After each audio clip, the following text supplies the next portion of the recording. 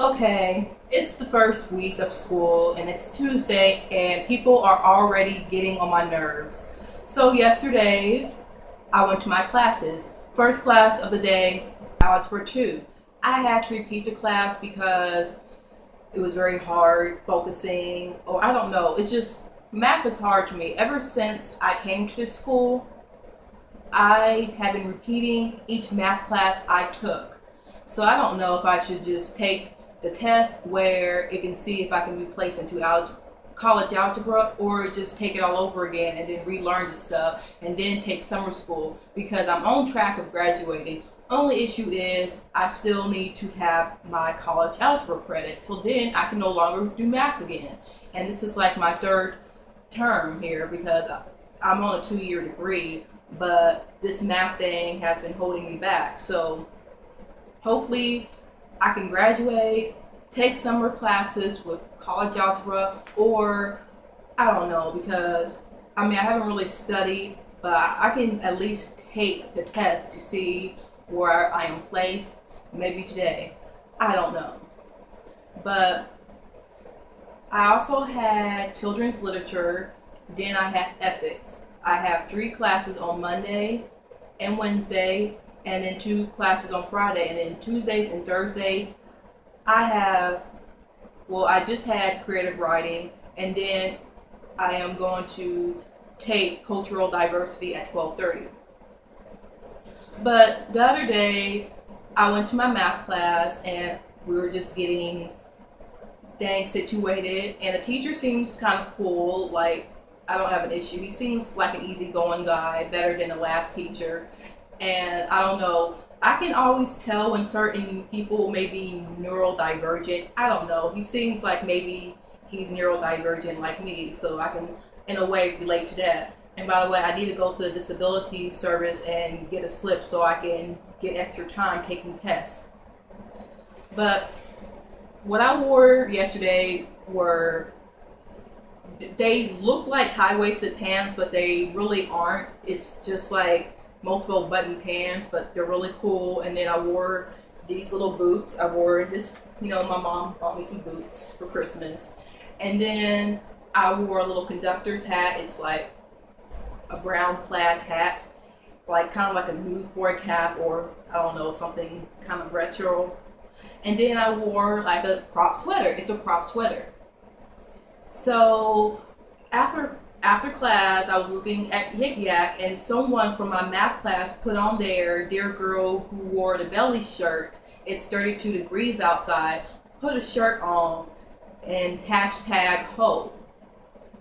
See, this is why I cannot stand half the people on this campus, because we always have these judgmental, slut-shaming people who have nothing better to do than to talk about people on this stupid site that basically observes college students doing whatever they're doing and then getting judged for it. Like, oh, guy who is wearing footy pajamas, you look weird. Like, people always want to say that this isn't high school, but then you want to judge grown-ass women on their outfits. Why are you in college worried about what a woman wears to class, especially when she had this big-ass yellow jacket over her?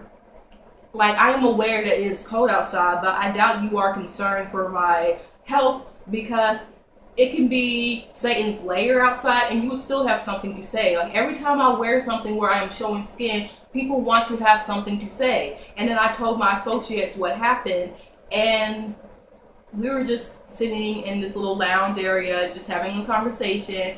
And then, of course, we were talking about racial issues. I brought up Martin Luther King because next week we are having some event for Martin Luther King, because we are a part of the Multicultural Student Organization. And I looked at the quote that said, if you can't walk, do this. If you can't crawl, then I don't know. But I was thinking, like, ableist, like, what if you can't crawl? And then people were like, well, it's just a metaphor. I'm like, okay, I understand. Maybe I shouldn't overanalyze things, but people always take these so-called metaphors seriously. Like, if you can't walk, then crawl, but whatever you do, move forward. Like, people take these quotes seriously and think that it applies to people and that we have no excuses. So I was thinking that could be potentially ableist. Then I went on about how I don't understand why so many people are trying to tell young black kids that Martin Luther King wouldn't approve of this if he were alive, because I don't remember Martin Luther King telling us to not sag our pants. I don't remember Martin Luther King on some respectability politics bullshit. I remember him talking about nonviolence and peaceful protest. Yes, that is something that I remember, but I don't remember Martin Luther King really condemning the poor black people. I don't remember Martin Luther King condemning the what you would call a hoe. I don't remember Martin Luther King utilizing misogyny or respectability politics. I know that he cheated on Coretta Scott, and Martin Luther King wasn't perfect, but I remember reading a quote where he said that he was condemning rioters until he realized, how can you condemn rioters if you're not going to condemn the government? That's why people are rioting, because they are against the government. You can't sit there and say, well, I'm against rioters, but you have nothing to say about the government. You just want us to sit there and not do anything about it. So when I mentioned that, people were, of course, saying, oh, you're always on this bullshit. You're always overanalyzing things. And then this guy was like, Martin Luther King wouldn't approve of a lot of things. I know you wouldn't approve of your outfit. And as soon as he said that, I knew not to take anything that he was saying seriously. And then this girl, who is actually like a sister of mine, was on this respectability where Martin Luther King would not approve of this generation. What do you mean he wouldn't approve of this generation when it's mostly young people getting on social media, talking about feminism, talking about womanism, talking about social justice and social issues, and standing up for people like Mike Brown, Trayvon Martin, Tamer, Eric Garner, all these black women being slain by the police, all these black women being abused with misogyny. There are so many youths out here who are standing up for racism. I think Martin Luther King would probably, if Martin Luther King were alive today, he would have probably said something like, nothing has changed. There has been some progress, but there needs to be more progress. Martin Luther King didn't fucking think, oh, as soon as I'm going to have this dream, then everything is going to change. Everyone thinks as soon as Martin Luther King died, then that was when racism ended. No, because Martin Luther King, my thing is, people take things people say seriously. You take little quotes seriously. You tell me all the time, oh, it's just a metaphor. Don't take it seriously when I am looking at something that could potentially be ableist. But then you want to take something seriously like, well, Martin Luther King had a dream that one day white kids and black kids and brown kids and kids of different ethnicities and races would be holding hands and sitting in class together. Yeah, but at the end of the day, nothing has changed. You want to act like Martin Luther King and Malcolm X were polar opposites, which, yeah, they had different approaches. Martin Luther King was about, he had a unique approach. Martin Luther King wasn't like, don't defend yourself. He was just like, do peaceful protesting, because he didn't want any more violent deaths to happen. That's why Martin Luther King was about nonviolence, because it wasn't so much to protect white people or the police officers. It was to protect those who were getting killed. He saw so many people killed during riots by the police, so he was like, I don't want any more of my people getting killed, so let's try a different approach. Of course, that didn't work, and then Malcolm X was like, okay, I don't really agree with that.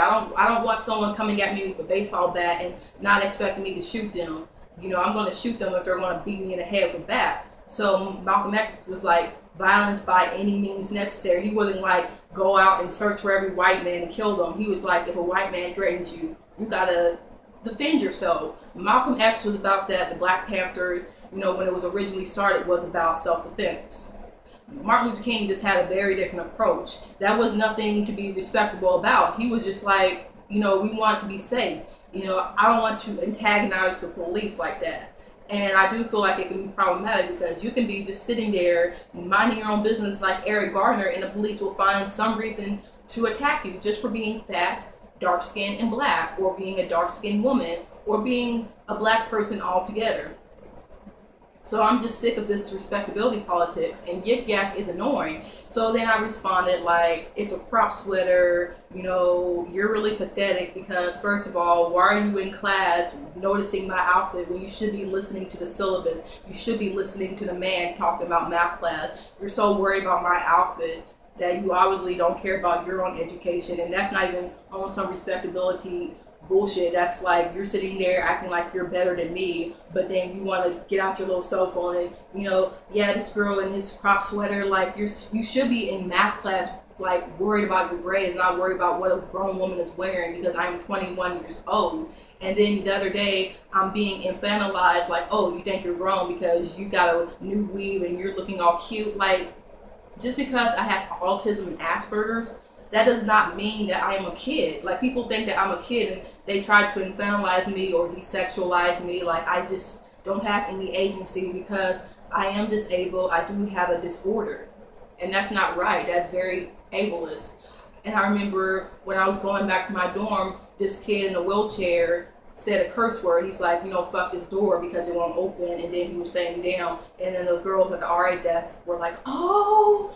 And I'm thinking, this is a disabled adult. He is not a kid. He can say shit, fuck, damn, whatever. Why are people always so surprised when disabled adults are doing adult-like things? Like, seriously, disabled adults aren't children. Stop treating them like they are children. Okay, yes, a lot of us need accommodations, but that does not mean we need to be treated like babies that, can't take care of themselves. A lot of us may be dependent on certain things, but we are also independent. We don't need you hovering over us. We are not children. When we want your help, we'll ask for it. And usually when we ask for help, you're like, well, you can take care of it yourself. But when you see that we want agency or that we want to do grown people things or things that we can do on our own time, then suddenly we can't because we're too young. Then someone replied to the comment and was like, oh, the bitch got so offended that she replied 5 times because something happened where it wasn't going through, so I kept hitting it, and then it was 5 of my responses. And I'm just like, he called me a bitch because I got offended at someone getting offended over my outfit. At first I thought it was a girl, or no, I thought it was a guy, because there was this light-skinned guy in the class that kind of gave me this really odd look, and I'm like, okay, whatever, I don't know. And because I actually thought he was kind of cute, and then I'm like, it may be him or a couple of girls that were noticing my outfit. I don't know, but it sounded like something some girl with internalized misogyny would have wrote, that kind of sarcastic, dear girl, no. And then interesting choice of calling me a hoe because I'm a black girl. Whatever. I mean, if I were white or someone else, maybe I got deemed hot. I don't know. But there is so much misogyny while on campus. Today, I had creative writing, and my English professor, who I really like, he is interesting. He is a white man, but he has such an eclectic music taste, and he reads a lot of feminist theories and womanist theories and race theories and stuff like that. So after class, I was having a conversation with him because I was asking him, has he checked out Prince's new album, Artificial Age, not the other album? And he's like, yeah, I heard that album and then the album with the band. And I'm like, cool. So we're having this conversation, and then this girl who was from my philosophy class, was talking, and then I brought up feminism and womanism because I don't identify as a feminist. I am a womanist, and that's because I'm a black woman, and I feel like womanism is a movement that is for me. I feel that I am more connected with being a womanist than just saying I'm a feminist, because I feel like that denotes black women's rights and their quest for racial equality and racial justice, and basically intersecting racism with misogyny. So, and colorism as well, because I'm about that as well. And that there are 2 black girls in the class as well. And so I think that would be interesting. I never had a class with, black girls, with similar interests. So that's really cool, because most of my classes are filled with white kids. My major is very specific. I am an English major, so a lot of times I'm going to have classes where I don't know anyone because most of my friends on campus are black. But anyway, I brought up how, a lot of times when it comes to certain music artists or authors, it has to be approved by certain feminists because a lot of feminists don't like authors like John Green because John Green writes a lot of stories from a very stereotypical and one-dimensional perspective of a woman. And John Green has been criticized a lot, and he's been that white male ally who has been very toxic. And he was brought up, so I brought that up. And then these two white girls between me were like basically talking over me. And I'm like, oh no, we are not going to have that where I'm going to get talked over, because the two black girls didn't really say anything, but these two white girls, were kind of trying to add their 2 cents. And honestly, I'm a respectful person. I'm going to listen to people's opinions or what they have to say. I'm not going to just oh no, you're wrong. Even if they may be wrong, I'm still going to listen because I feel like in some cases there is need for open discussions. Not so much that I'm going to agree with them, but I'm going to take their ideals with consideration, and then okay, I see why you would think this, but here's why you need to expand your mindset, and sort of listen to other people's ideal. So I'm just being respectful. But as I was bringing up how womanists and feminists need to approve certain people before you can just listen to them without acting like they're not problematic, this girl's like, I don't identify as a feminist because I believe in equal opportunities for everyone. And then immediately, because the guy kind of saw that I was looking kind of awkward, so he was like, well, that's kind of what feminism is, they are for equal opportunities and equal rights. It's just from a perspective of women being oppressed, and people are going to stand up for women's rights because it's not even just about women's rights, it's about gender roles and just combating the patriarchy altogether. And it's more than just saying, I want equal rights or I'm going to stand up for women's rights, because you got to stand up for racism, colorism, trans misogyny. You got to stand up for gender roles, and you got to stand up for every ism. You can't just say, well, I'm for women's rights, because you got to be specific. And that's why I feel womanism is for me, because as a womanist, I'm for everyone's rights. I'm not going to focus on men like that because men already have the rights for being men, so I'm not going to say I'm for men's rights. But I'm still going to talk about how certain men, like black men, queer men, trans men, are oppressed because of the patriarchy, but not for being men, but because they don't really fit into the ideal of white, cishet normativity that a lot of white men fall under. And even when it comes to neurodivergence, because I had a conversation with a white disabled activist feminist where she was talking about Bill Gates and Stephen Hawking, who are disabled, and I believe Stephen Hawking is paraplegic. Correct me if I'm wrong, but he's also neurodivergent. And she was like, the reason why they have so many opportunities is because they are white men. And I said, yeah, I understand that, but we can't just say, just because they are white men, they are also disabled men. So yeah, I can understand, even though there are a lot of disabled or neurodivergent men who have white male privilege, and that's why they get far in a lot of educational programs like mathematics and science. We have to note that it's because they're neurodivergent, because there isn't really a place for neurodivergent or disabled people in educational settings. So I am mindful of that. So I'm not going to say, oh, well, Steve Jobs got to where he was at because of his white male privilege when he had a lot of disadvantages as well.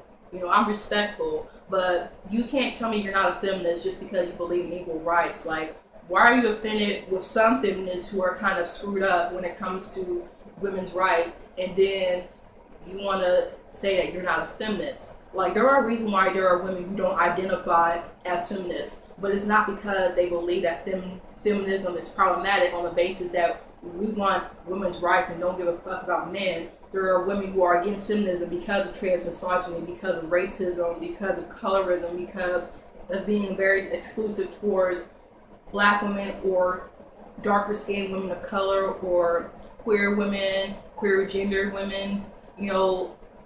That's why I don't identify as a feminist personally. I am a womanist. Now, I would bring up feminists and the feminist movement because womanism is like something that was kind of made off of feminism. But black women like Sojourner Truth and Harriet Jacobs have been feminists for a long, long time. even before the idea of feminism was created. Because Harriet Jacobs, a light-skinned, white-passing black woman of that time period, was all about talking about slave rape and women's rights for slaves.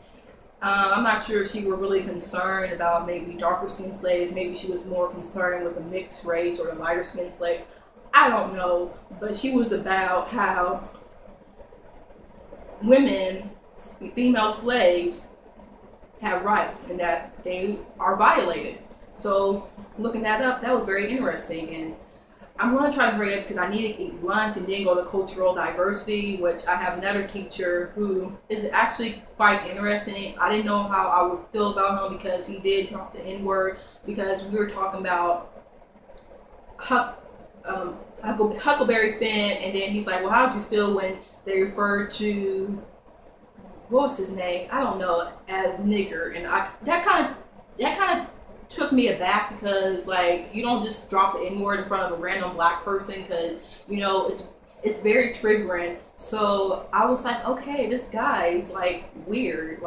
He may be racist, but I don't think he's racist. I just think he does need to be more open to sensitivity and not be so blunt, because I understand he knows about white privilege and all of that, and he's actually very interesting to talk to. Once I started working with him and having conversations about racial theories and the stuff that we were reading, because I really think things like American literature and American history is interesting, because as a writer I always like history and English. They always go together. So learning about history sort of makes me have a better understanding of writing stuff about different people, because the past is important in order to create the future. Without the past, then we don't have a future, and that's why I like listening to a lot of old music. I know it's off topic, but I have a thing for current music, but I have a soft spot for old music, because hey, that's where all our good current songs come from. Donny Hathaway, Phyllis Hyman, Roberta Flack, Minnie Riperton, James Brown, Bob Dylan, the Beatles,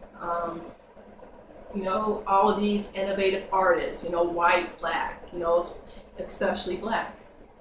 But hopefully this semester, will be better, because I'm not going to deal with ignoramuses. I'm not going to deal with slut shamers. I'm going to have a no tolerance for that. But